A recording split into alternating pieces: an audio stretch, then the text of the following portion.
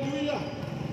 Kung ang imuhang gininhawa, kung ato sa ospital, mahimong binairan.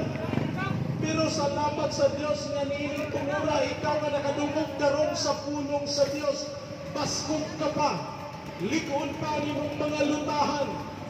Dumi ang Dios samtang batanon ikaw. Mao kini ang gisulti sa balaan nga kasulatan. Kinahanglan nga pagkahinumduman nato ang Dios samtang batanon pa ta na wala pang maabot ang mga balisod nga mga adlaw sa atong kinabuhi. Tungod kay kini natong kinabuhi higala mo sinabi kayo kita mga kalisnanan. Muabot ang panahon nga atong likod nga mga lutahan. Mahimong mga luya kini.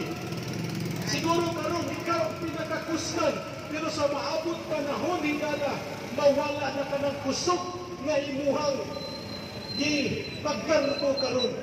Mao kini ang tinuod karon pisang pakaita magbarok. Maabot ang panahon na magtiko na ta tungod sa katigulan mo.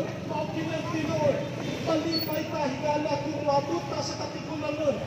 Hallelujah! Apan ang Diyos lamang mao'y nasayod sa atong kinabuhi. Siya lamang ang may kasayuran sa unahan. Wala ta masayod. Busa kung wala kay kasayuran sa imong unahan, doon ang Diyos. Doon na siya sa imong kinabuhi. Ayaw sa iyang